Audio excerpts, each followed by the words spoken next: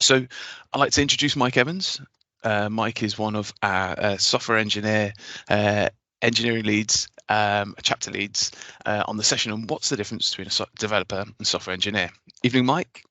I think you're going to share a bit more about your role and career history, so not wanting to jump the gun. If I can pass over to you and you can share your slides. Fantastic. Thanks very much, Brent. Okie doke. Let me just do share, and hopefully everyone is now seeing my slightly duller templates with the total on. Shout out if you cannot.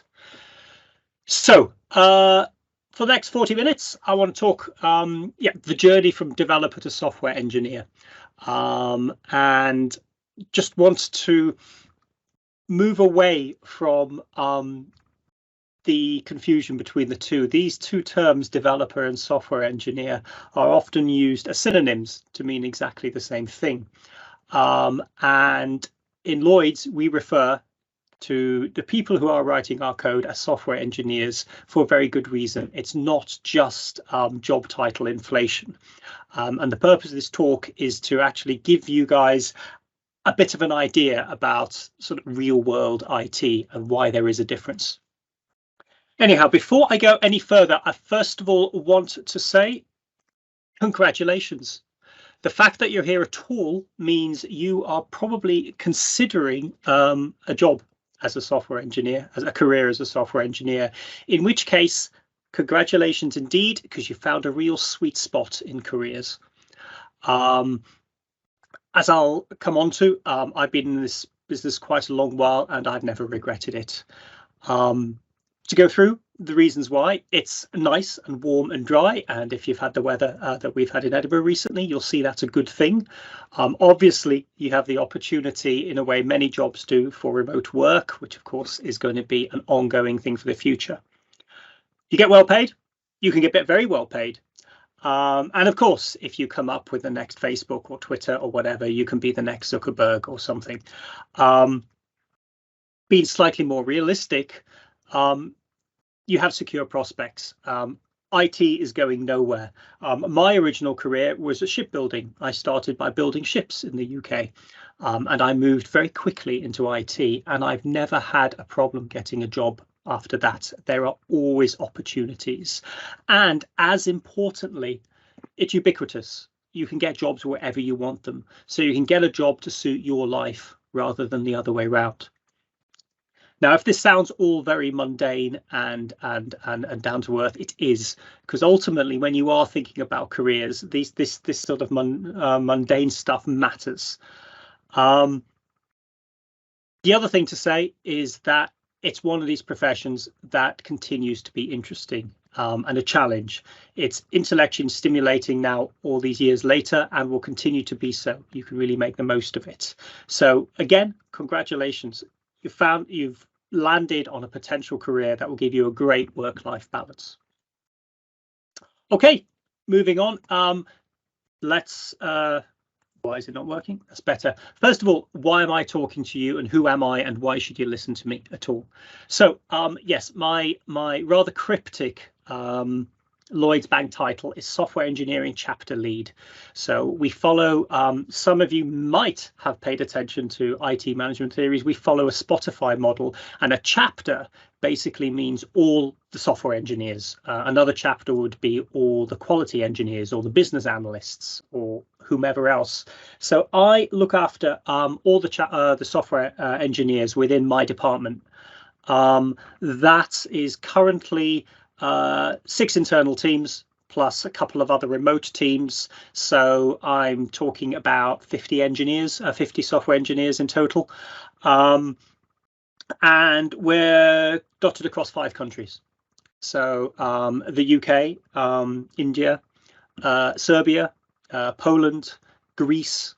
That's 5, I think.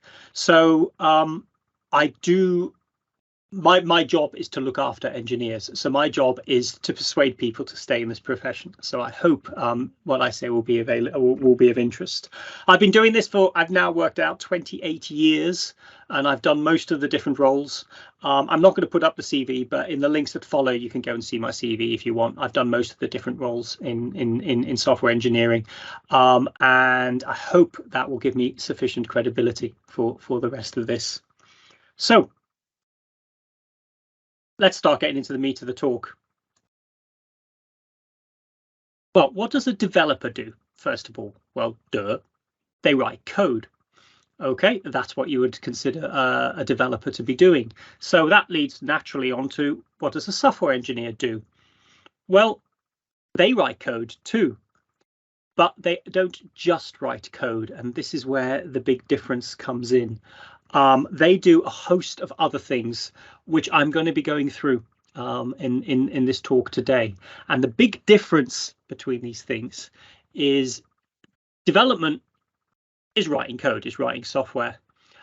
Software engineering is delivering a software product, which might sound like lots of words, but there is a big difference. And there's all this additional stuff that happens alongside the writing of code. So you will actually find in a real software engineering job, it is not the thing that you do most of the time. You're not literally writing code most of the time. Anyway, let's actually start going into this. So let us focus for now on writing code, which of course is the primary thing that that people think of when you as a software engineer. So you have to think about, you write code, but what code? What code do you write? Now, the most obvious answer is the runtime, the actual software product that you are producing, the thing that your consumers, your users are going to use. And for now, I'm just going to focus on that. As you might imagine by the big blank space there, I'm going to be adding a few ones later on. But let's just focus on that runtime element for a second and ask the next question. That is one of the ones you need to start asking yourself if you're considering a career in this. And that is, which language? What language are you going to go and make your career in? Because there's a lot of choice. And certainly whilst you're going through university, or maybe you're doing it out of interest and things, there seem to be a plethora of languages out there. And which ones do you choose to go ahead? So I just want to talk about 3 factors that should come into your decision. Number 1, the language you write might be mandated by what your target runtime is going to be. If you're going to write to one of these, this is Android, then you're going to be writing in Kotlin, or hell, you might be writing in Java. If you've got to write native apps for iOS, for Apple phones, then it's going to be Swift or Objective-C, and you have no choice. You have to use those things. Similarly, if you decide to go into the data science side of things, you might very much be pushed down the Python route or the R route or something like that. Hell, you might even want to consider mainframe programming, in which case COBOL would be the one that you want. Now, don't snigger. One of my most fortunate colleagues I knew from the past, he had skills in Java and COBOL, and he was in demand everywhere because there were so few people who could cross that bridge. So your language might be mandated by what you choose to do. I'm going to be an iOS developer. I have to go and write in Swift. But for the majority of languages, for the majority of developments that you will do, you'll have a bit more choice than that. You'll just be looking at one of the more mainstream languages probably. And there, the crucial thing to think about is network effects. Network effects, in the same idea as Facebook has the network effect. The more people who use it, the more popular it is, because you can see more people, so more people use it. It's exactly the same thing with languages, and you should not dismiss that. They're the biggest languages out there at the moment, the Javas and the JavaScripts and the C# and things. They're there not because technically they're the best language, but for some set of circumstances, they've become the popular ones. And no matter how many articles you can find explaining why Rust is better, or Elm, or you should really be using Clojure, or the rest of it, from a career perspective, you should make your first and primary language one which has big network effects, because it will mean you will find lots of support, lots of people you can talk to, lots of libraries that you can use, and lots of jobs. Second thing, talk about that, is also one of the things you should really start considering is, are you going to go and write systems code, or are you going to go and write applications code? Now, be aware, everything in life is a continuum. So whilst I'm going to be describing this as two distinct things, a dichotomy, obviously it's a spectrum. But I think it's important that this is something you consider when you're going forwards in what you're going to do. So what do I mean by systems versus application? Well, here's what I mean. Systems code is operating systems, database engines, file servers, device drivers, routers, hell, browsers themselves, the actual the actual V8 engine within Chrome, or the front end on Chrome. That's all systems programming. On the other end of the scale, there's applications programming. And to that end, basically, that covers anything that answers a direct business requirement. And I'm talking to you as a representative of Lloyds Banking. 99% of the developers in Lloyds Banking live on that right-hand side there. We're doing application programming. We are trying to produce business value, as opposed to writing an operating system or something like that. So let me put this in slightly different terms. Systems programming is all about digital capability. What can you get your hardware to do? It's very computer sciencey. It's written, the language you write, the code you write is written for machines, basically, slow and painstaking. When you're optimizing, when you're thinking about it from a machine's point of view. You're thinking about processor cycles and bytes and stuff like that. And the code that you're writing, its lifetime can and will be decades. Everyone talks about software being fast moving and stuff like that. Well, honestly, most of this systems programming has been around for a long, long time. And from a commercial point of view, costs are up front. But where the majority of you are likely to end up is working for the Lloyds Banks of this world. You'll be on the application side, where we're focusing on business value. What can we actually provide for our customers and things? And that is the world of computer engineering, software engineering, where what you're trying to do is write something that will provide value to a customer. You're writing for people. You've got to accept that your code is probably only going to last 3 or 4 years before it gets torn up and replaced by something else. When you're thinking optimizations, you're not thinking at that low level and stuff like that. You're thinking, if you are optimizing at all, it's either algorithmic optimizations, or it's actually trying to improve I/O through caching or minimizing or whatever it might be. And as I say, the lifetime is much shorter and the costs are ongoing. Just to hammer home this point, what I'll do is one more slide on this stuff, and I hope this is sort of readable. But basically what I've done there is I've just put up two snippets of code. One is from the HA proxy, which is a reverse proxy that you can use. So it's a highly technical piece of code. It's systems programming at its best. And if you look at it, you can see it's all bytes and encrypted and well, what would be impenetrable code, was it not for the fact that this is brilliantly documented and comments put on it, where most systems code doesn't have any of those comments. On the other side, it's the kind of stuff us in Lloyds do. It's application code. It's a whole level of abstraction higher. We are not writing code in terms of shifting bytes around. We're writing code in terms of business abstractions. So it's all about people and money and accounts and things like that. And what you can see is that they're two totally different things. And one of the things you should think about when you go and start choosing a job is that if you go and work for Unreal Games, you're going to be on the left-hand side. If you come and work for Lloyds Banking, you're going to be on the right-hand side. And you want to choose your language expertise accordingly. Systems languages, it's pretty easy, really. It's C, C++.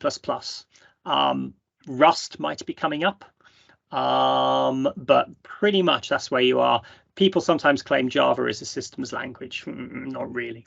On the application side, you have all the candidates that you normally know about: JavaScript and Java and Python and C# and blah, blah, blah, and blah, blah, blah. So that's about choice of languages. Moving on, we talk about writing code again. And what I said is, that was talking about the runtime, what you do. But that's not the only code you're going to write. You're also going to write lots and lots of other code if you're an engineer. And you're going to write code for all of these different aspects. You're going to write code for your tests. Now, you'll definitely, if you've got a decent language, it will have built-in testing and things like that. So your unit testing will be in the same language as your runtime. But actually higher level testing, and there's a whole different talk to have about all the different levels of testing you could do, may not be in the same language. It certainly won't be using the same paradigms and things, because you'll be going down one of the more established testing routes, behavior driven, or whatever it might be. So it might be the same language. If you're lucky, it might be a different language, but you will, as a software engineer, be expected to write tests. Then we get on to the more interesting stuff that 20 years ago wouldn't have been the case, but now, because the way we're moving, and you have to get involved in. This is pipeline code and infrastructure code. So pipeline, first of all, just in case you're unfamiliar, pipeline is basically all the processes from taking the code on your machine or in a GitHub repo and finagling it all the way through to some code artifact that can be used by a client. So it might be a set of JavaScript files on a file server that can get downloaded. It might be an APK that you install on here. It might be just an exe that you put onto your Windows server. But that pipeline is something that you as a software engineer get very involved in. One of the things that is one of the trends of the industry is where we used to be very, very distinct. You'd have the guys who write the code and the guys who compile the code and the guys who deploy the code. With the advent of DevOps and site reliability engineering and all of this, that whole thing is becoming more of a continuum. And certainly, if you're in Lloyds, you will be expected to be writing your own pipelines. And for that, generally, there's a smaller list of languages you can do that in. Pretty much every enterprise I've ever worked in uses Jenkins, and therefore you're going to be using Groovy. You're going to have to learn some Groovy in order to be able to write pipelines, basically. Infrastructure is interesting. This is the whole impact of the cloud paradigm and infrastructure as code. So instead of treating your servers as pets with names, you treat them as cattle that you run up and run down as you need, and you start writing for the infrastructure. You start defining things. The big elephant at the moment is Kubernetes. It probably won't be for particularly long because these things move so quickly, but certainly for the next few years. And Kubernetes, you have to write your files in a YAML syntax, and then that will cause the deploy to happen. And again, in Lloyds, more and more of this work is being pushed on the software engineers. So as you see, all of a sudden, you're not just doing your little bit of this is my runtime code. You're having to look at the whole lifetime of how you get that code out there. I've added documentation in there, which might seem an odd one, but actually there are better and worse ways of writing documentation. And documentation that you can build into your code is often a good idea, and the syntax there. Or for instance, if you are wanting to do diagrams and architecture diagrams and things, these days the way to do it is you don't draw boxes and stuff around there. You use a markup. You use some tool like Plant UML where you write some markup and it draws the diagram for you, so it's much quicker. So again, it's still code. You still have to learn how to do it. At one point I should make of that is that you will have to be able to divide yourself between two different paradigms, between declarative code or functional code, which you're doing in your runtimes, and functional or procedural code that you'll be doing in your runtimes, and declarative code, as in when you just write config files and you, as I said, for instance, on infrastructure, you're passing your YAML file up. You'll need to be able to cope with both of these, and you'll be expected to use them. Final bullet point on there is domain-specific languages, because this is something else that catches a lot of devs who come in to be software engineers.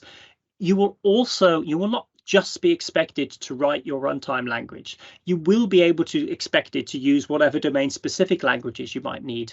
Now, I don't mean here specific languages for specific tools, but for instance, for operations like accessing a database, you will be expected to be able to use SQL. If you're going to a relational database, or you might go off and use GraphQL. Now, they might not be Turing complete, but they're still languages. And more importantly, domain-specific languages are often not procedural. SQL, for instance, is all about sets and intersections and unions, and it's a completely different way of thinking. And again, you will be expected to be able to do some of this. So the core thing to say about this is that you're writing code. It won't just be the one language. Whatever big language you choose, based on what I've talked about before, you will have to be multilingual. You will have to pick up a lot of other languages as well, as it's all part of getting that code out there. Okay, second bullet point I had on what do engineers do that developers don't to the same degree. Well, you triage issues and you fix stuff. So you're the one who does the debugging as well. Now, you've got to be aware that it is highly, highly likely that when you start at Lloyds Bank or anywhere else, you're not just going to be given a blank sheet of paper and told, write a bit of code and then support it. Much, much more likely is you'll be joining a team who's already supporting stuff. There are occasionally green fields where you're starting fresh, but a lot of the time you will be suddenly presented with an awful lot of code and you'll be expected to be able to understand it and find bugs and fix bugs. And almost by definition, you won't understand the whole system. This is a real shock, or it can be, when people join, that they suddenly realize you've got to be able to live with uncertainty. You've got to be able to live with the fact you can't know everything about the system, and you've got to get good at just being able to localize your effects, localize your changes. This is where good design comes in, and if you're part of creating the code, you can influence that, but frequently you're put into code that has already been written and you're at the mercy of whoever's come before you and put that in the first place. More on that in a very short while. In fact, the next slide. So let me give you actually a worst case, because this doesn't happen that often. Generally, if there is something going wrong at 2 a.m., you just switch the damn thing off and put up an error message. But imagine it's 2 a.m.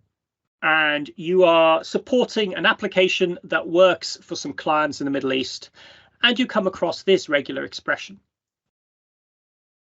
It's very clever. Obviously, the person who wrote it understands regexes, and I'm hoping some of you are struggling to try and work out exactly what it does. And the conclusion from that is that I'm sure the person who wrote it is very clever, knows regex, should be applauded for that. Or you come across this regular expression. It turns out that it just makes sure that the text you put in is some anglicized version of Gaddafi. Now tell me which one you would like to come across at 2 a.m. in the morning, and the opinion you have of the two different developers who chose those two different options. So this brings me on very neatly to a point about, we talked about writing code, going back to this first point, but who do you write code for? And this is the, yes, I've got time. I'm going to ask for a little bit of interaction here. Could I ask people on the chat? Let's see. Can I ask some brave souls to tell me who you think you write code for?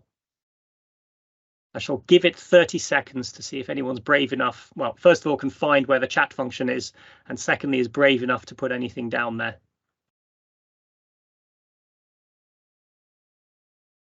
I can't see any brave souls at the moment. Or you can't find the chat app. Naomi, other devs. Oh my gosh, Roy, Tisha, for fellow developers. The business, for others to read code. Customers, customers. For anyone needs to be work the code, that's clear. Excellent. Actually, a lot of good answers. So those who fell for putting customers down, no, that wasn't the answer I was looking for. Customers don't care about code. They really don't. They care about the software product that you produce at the end of the day. Do you care, if you don't know, whether this was written in Objective? No, hold on. This is an Android phone. Whether this was written in Java or whether this was written in Kotlin? Of course you don't. You just care about the end product. What you do? Yes, most of you guys got it absolutely right. The person you write that code for is, if I can get it, you. More correctly, future you, or who your successor is. Now, actually, there's two aspects to this.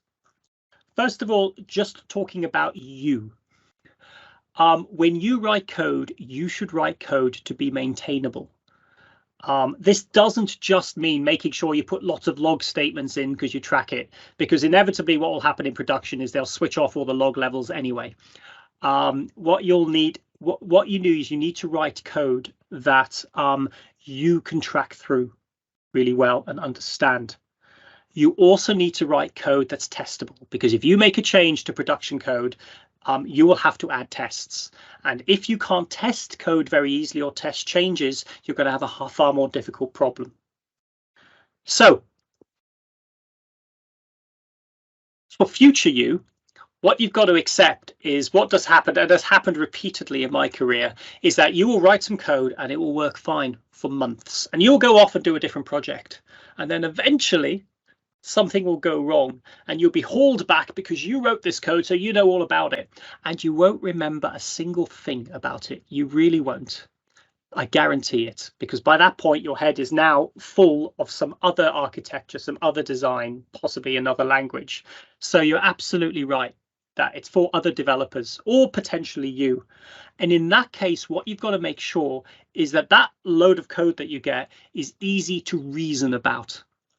It's got to be reasonable. It's got to be reasonable code that people could track their way through, work out what's going, and quickly identify where the problem is.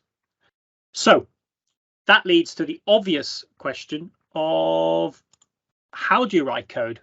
And I won't bother because too many of you got it right the last time. So I'm just going to go straight to the answer. And the answer should always be as simple as possible.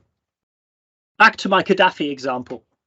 That guy who put the regex in was very clever and really didn't give a damn about whoever was coming after him. Whereas that girl who wrote that Gaddafi expression was trying to make it nice and obvious. And that's what you want to do. You want to make code as simple as it possibly can for future you. Now, there's all sorts of techniques and things for doing this. And one of the most valuable things you can do is start looking at this sort of some of these techniques. There's all sorts of things you've probably been introduced to on any computer science courses and things like that. Principle of least surprise. Actually, I don't want to start listing them all out. You can find them, but you should really pay attention to them. The ones that I found really useful, even if it's a bit object orientated specific now, is the work done by Robert C. Martin, who's more commonly known in the industry as Uncle Bob. He introduced the concept of clean code. And that was all about writing maintainable code. You can go find his book on Amazon, or he runs cleancoders.com, where he has all his videos and training videos and things like that. And if nothing else, he's a bit of a character and he's quite entertaining. But the message he gives is deadly serious and really, really important. It's all about writing code that's reasonable. So I'll also add another link. a rather more academic, a rather more deeper link by Rich Hickey, who is the writer of Closure, who gives a really intellectual talk about, he calls it simple made easy. And what he points out that actually writing simple code is hard. It's much easier to write difficult code because you can just throw it together, and if it just works and pass the tests, hooray, I don't care about future me. But to actually write code that is simple to follow and does what you needed can be really quite hard. And that is the one of the arts of being an engineer. Okay, moving on. Next thing we have, the third bullet point I had for a software engineer after writing code and triaging and fixing things is improving things. Now, this is something that probably doesn't really factor a lot in computer science courses and doesn't really seem to factor very much in much of the sort of training that people do until you get into it. Improvement is a really big part of modern IT engineering.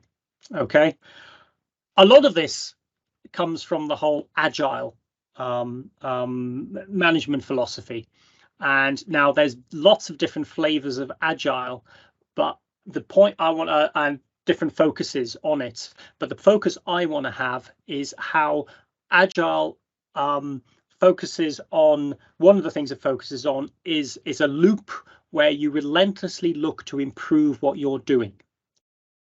Now, yes, that means improving your runtime code as well. Yep, absolutely, getting rid of problems there. But it's also about process. And it's also about getting that code out there to the clients. Remember back to what I said, that one of the things you'll have to be able to do in code is when you code is to be able to build that pipeline, build that mechanism from where you get the machine, get the code out of a repo and build it and deploy it. That is something that can be improved and improved and improved. Your processes can be improved and improved and improved. And one of the core things that any decent working environment will have is a lot of work on that. What does that mean? That means, you have to know what to improve. And you need to know how to improve. So that brings us to the sort of intellectually stimulating part of this career, of this job, because in order to do that, you've got to keep your mind open. You've got to see all the stuff that's coming along. It's not just what is the newest, shiniest library and what, oh, that web framework is fractionally faster than that one. Oh, that one allows you to do more SVG animations than this one does. It's also about understanding how things are improving from a process point of view and which tools you can use to make your code faster to build, safer, more bug-free, etc., etc. So in order to improve things, you need to know how to improve it, which means you need to keep an eye on the industry. You need to keep up to date, which is what makes this job endlessly fascinating. One more point in Agile, forgive me for jumping a little bit. We do a lot of Scrum, which is one of the Agile techniques, and one of the meetings in there is called the retrospective, which is every 2 weeks you get together to talk about how things could be improved. That is something that is a very good way of marking yourself out as a good engineer, that if you come up with good ideas there, it's always worth, as a leader, looking at those who come up with the improvements. It shows the people who have the restless imagination, the innovation, the people who are going to go far. Final point on this slide, colleagues. You need to improve colleagues. When you start as a junior developer, you'll get a lot of support from senior ones showing you how to get around things. When you become more senior yourself, you'll be expected to revisit that and start supporting your juniors. Be aware that if you go into a clamshell and go, I'm really good at this, but I'm not going to help anyone else, you're not going to be viewed very highly. So improving things includes improving your colleagues and where you go. Moving on. The next bullet point I had was understanding your environment. And this is essentially, a lot of it is an extension of the discussion about the different codes that you'll have to write. It's not just a case of being able to write code. You've got to understand the technical environment in which you work. And unfortunately, it will Frequently, especially if you join a fairly regulated, well, a highly regulated environment like a bank, a retail bank, such as Lloyds Banking, there will be constraints. You won't be able to do whatever you want. And this applies to everything you have in your environment. This might apply to the tools you're allowed to use. You might say, oh, I must use IntelliJ, I must use WebStorm as my IDE, but it might be that you can only use VS Code. So, and it might be that when you port onto server VMs and things like that, no, you might not have your favorite text tool or whatever, and you have to be able to use Vim or Vi. You've got to be able to do that.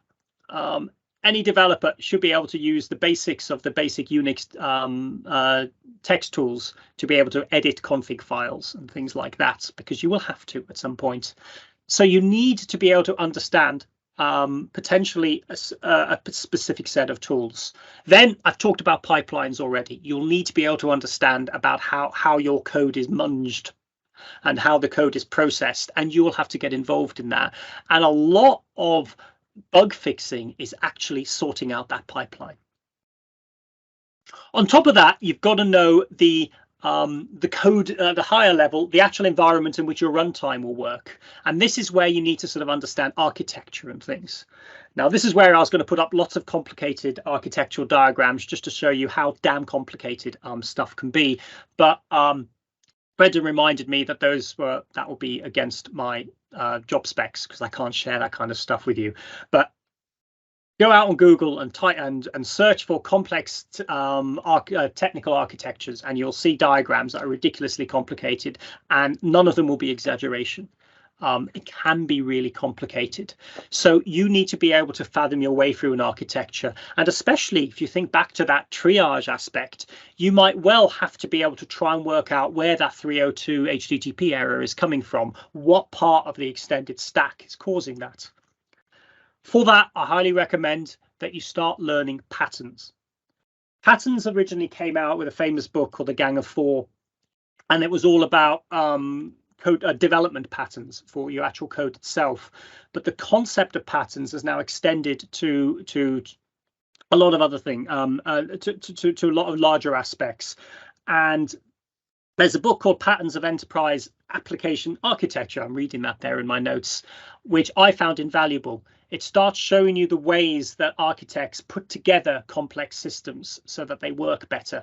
And they have some standard patterns. And that is something that I highly recommend that you have, because when you have those patterns, you can go to architecture, you can strip away, you can see the wood, you can see the wood for the trees, you can strip away all the complexity and see what the core patterns are. So please concentrate on that. Next, and this is the thing I find amazing for the number of people who want to work in the world of the web, understand security. This is only going to become a bigger and bigger and bigger thing. The web is a fundamentally insecure platform, and yet more and more stuff is being pushed on it. So what we have is a series of bodges and fixes and other things that we put on to try and make it more secure. The web is never going to get rewritten. It's too late now. So we are always going to be living with these bodges and insecure bodges and fixes and things like that. And you should really know it. Even if you choose only ever to be an iOS developer, you still need to be able to understand what cross-site scripting is and well, all the other ones. Well, my mind's gone blank right now. So spend time looking at security. Now to softer ones. Domain, that's the business side of it. A good engineer will be able to talk to their business colleagues in their business colleagues' terms. Don't expect your business colleagues to be able to talk to you in terms of technology. For some reason, it's not actually intellectually hard, but for some reason, people, I can't do that. That's technical. That's far too hard. They will expect you to be able to talk in their terms. So you've got to get adept at picking up the business side of things as well. And finally, understand the culture. Different places have different cultures, and that means different ways of working and different attitudes to things. The most obvious example I can give is the attitude to risk. I work in a retail bank. Our attitude to risk is no thank you. But if you work for a startup, you might be quite happier to live with a much more risk. And this culture can have a really big difference on your working day. So you need to be able to suss out what the culture is and fit into it. Okay.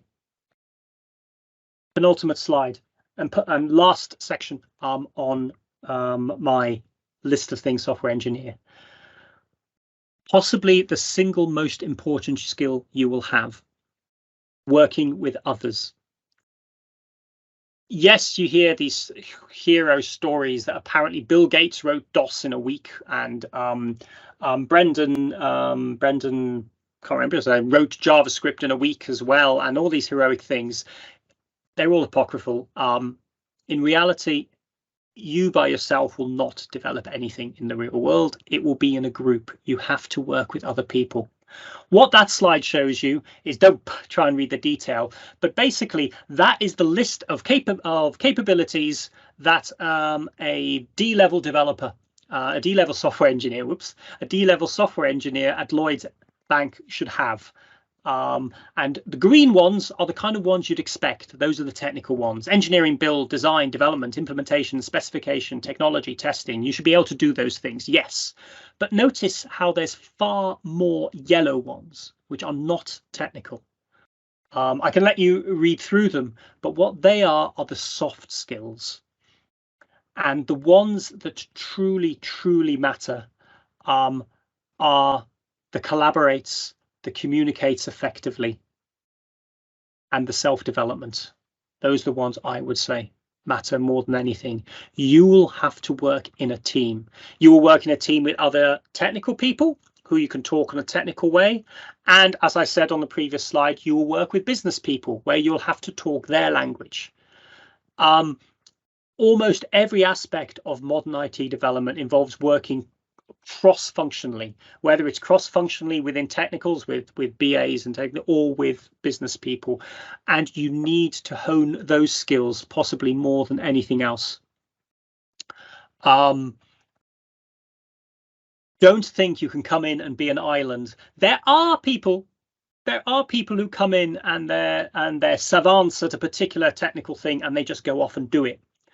And they're brilliant and we just let them get on with it. But almost inevitably, they leave a trail of destruction in their wake, because afterwards you have a set of software that no one understands and no one can deal with. And eventually it's written out the system and something simpler and less clever, but simpler and more maintainable is put in its place.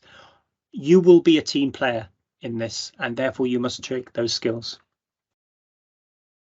Okay, I think that's it. Once again, I want to say congratulations that you are considering this career. I think it's a great one to do. Thank you for listening to me so far, and I'll hand over to Brendan to deal with questions. Thank you, Mike. That was fantastic. Cheers. So if anybody has any questions, you can write them into the chat for Mike. In a moment, Chris will enable people to come off mute. If you want to ask a question, just raise your hand using under the reactions section on Teams, and we'll come to you so you can ask your question.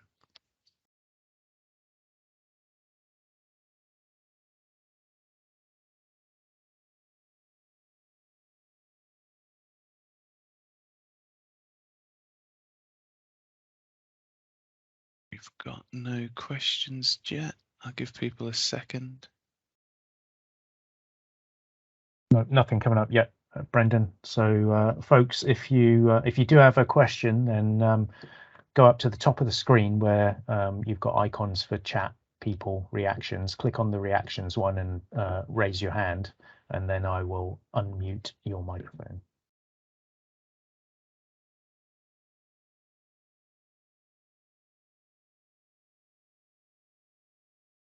Okay, I don't think we've got any. Stunned silence, Brendan. We've got one that's come into the chat. So, how to know if you're already qualified enough to look for a job as a software engineer? From Lillian. Actually, this is one of my bugbears.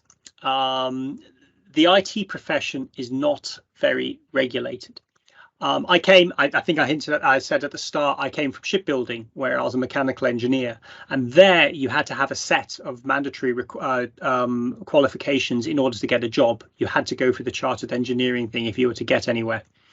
You don't need to do that in IT. You don't actually need to have any qualifications. And to be honest, some of the best people I've worked with never even got a software science degree or anything. They come from other fields. Lots of physicists for some reason, but they came through. You don't actually need any qualifications whatsoever to get in. What you do need to be able to do, though, is to demonstrate an ability. The way to do that is either to involve yourself in some public thing. Open source, I highly recommend you getting involved in open source stuff that you can point at. Even you don't have to have produced some tool that is being used by 1 million people and being downloaded 100,000 times a day. But even if you just have stuff up there, it shows that you're interested. When you come in for an interview and things, what people will assess you on, certainly at the start of your career, is your aptitude, not necessarily your qualifications. I don't want to speak for exactly what the requirements are to get into Lloyds Banking Group, because I'll probably get that wrong. But in terms of pure IT qualifications, none at all. It's aptitude that we'll be looking for. And also all those other soft skills that I talked about.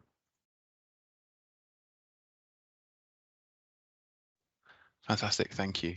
And on a similar vein, a couple of questions are sort of on that.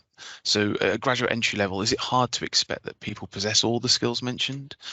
And what sort of skills look for in someone applying for the graduate jobs at Lloyds? The last time I applied for a job, I said to my boss, I can't go for that. I don't have any of the skills. He said, you never do. You don't have the skills for a job until you've done the job. No, you can't possibly do that. What we'll be looking for is aptitude, and this is getting very Lloyds here, a growth mindset. The idea that you can demonstrably prove or convincingly prove at an interview that no, you might not be able to do this yet. And that yet is the crucial word, that all we want to see is that you have the appetite and the capability to want to be able to do it. And we'd take it from there. And I've just dropped a link in there to our graduate schemes are open now for 2023. In there as well is a practice zone, so you can go through some of the assessments that we that are part of our graduate application.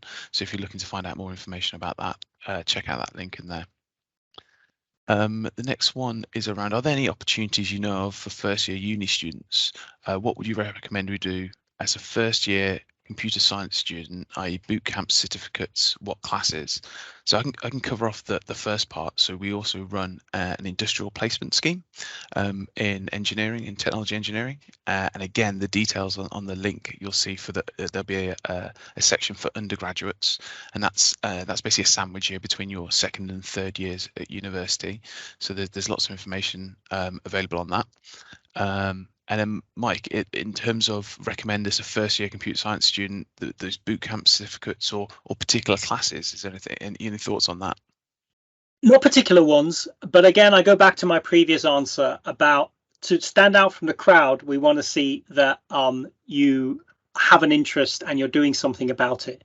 Now, talking personally here rather than an LBG thing, and Brenda might shut me up in a minute, I find more interesting those people who have gone and done something off their own bat, that they've gone and written an open source library, or they've gone and entered a competition, software competition, than someone who's just gone off and done a training course.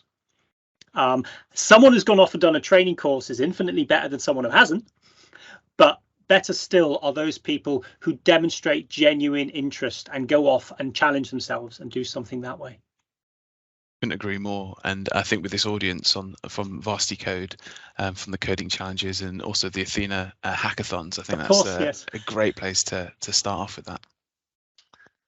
The next one is the start date for the scheme. So if you're interested in our industrial placement schemes, they run from June till June, as it's a full year program. And our graduate schemes, which are open now for application, are for starting in September 2023, next September. Any other questions?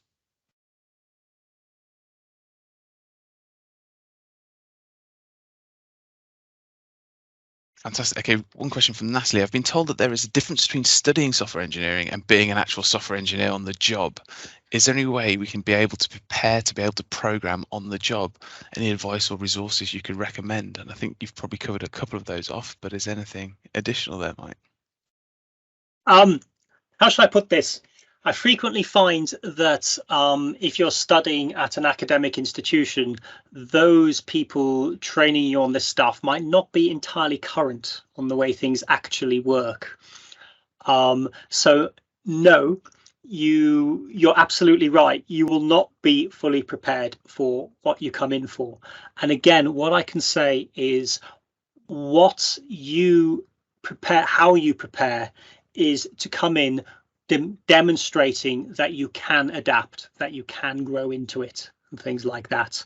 So obviously coming out with a good qualification from one of these academic institutions shows you have the intellectual capacity and things like that. On top of that, what you need to show is that you can then be adaptable, this whole growth mindset thing again, that you might not be able to do it now, but you will be able to. Fantastic, thank you.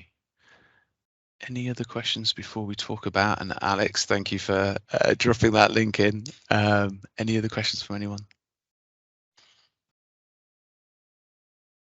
Right, let me just share. Oh, can I just say one more thing? Natalia, again, if you want to practice coding all the rest of it and really want to impress people on that, open source. Go and find a project. A lot of the bigger projects, if you don't want to do your own, go and find the bigger projects. A lot of them have like newbie bug fixes for newbies, for new people to get into. That will get you into looking at big complex code bases already, and then having to work and understand them. And you do a bit of that, you're going to do really well when it comes to any application process. Just a thought. A couple of people are asking about the copy of the recording being shared. Yes, we'll be sharing that. Working with Showcode, and I believe we uploaded onto YouTube for you to access it afterwards. So I'm going onto YouTube. I'm going onto YouTube. Oh. So just to finalize before we finish today's call, there's a couple of things going on and this we've just been talking about. Firstly, we've got, if you're interested in finding out more about the graduate scheme itself, we've got a Q&A with our graduates, also with our industrial placements. I know there's a couple of people that mentioned industrial placements opportunities as well. So we've got a Q&A and a panel discussion with them later on next week. I've just dropped the link to the invite into that on the site. We've got, if you're looking for that opportunity to demonstrate some of your skills, we've got the Athena micro hack, which is a virtual micro hack for that will take place starting from next week. This is a theme and a challenge around supporting small businesses in achieving net zero. So it's a great chance to either demonstrate some of your skills, to dip your toe in, or think about a challenge to what is a really real life situation. So more information for that is on the link that Alex has shared and on the LBG Hub on the Showcode site. And then for the Athena community as well, we're running a in-person event on sustainability in tech and career discussions, and that's taking place on November the 23rd. For those who are joining, who are part or have not started yet, we've got the VarsityCode League, Lloyds Banking Group VarsityCode League. We have some fantastic prizes available in that, where we are looking at the prize and offer are some Sonos, a Sonos smart speaker, as well as some Arduino developer kits for the Internet of Things, and a bit of another prize bundles as well. I forgot to say for our micro hack that we've got some Android tablets and some Google Docs, as well as some of the prize bundles available in that. So please check out the site, the Showcode site for Athena and VarsityCode to get involved on that. I've shared the link with our graduate schemes. You'll find lots of information about how to apply, how you can get involved in our all the details of the schemes that we've got available. We haven't just got technology engineering. There are others, but I might be slightly biased on that.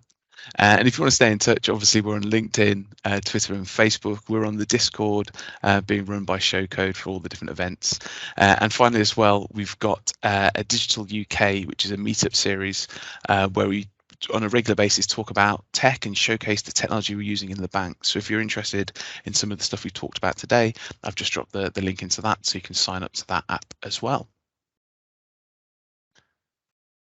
So thank you so much for joining us today, and a massive thank you, Mike, as well to you for that fantastic talk on the difference between developer and software engineer. I will end the call there. Thank you all very much. Bye-bye now. Good night.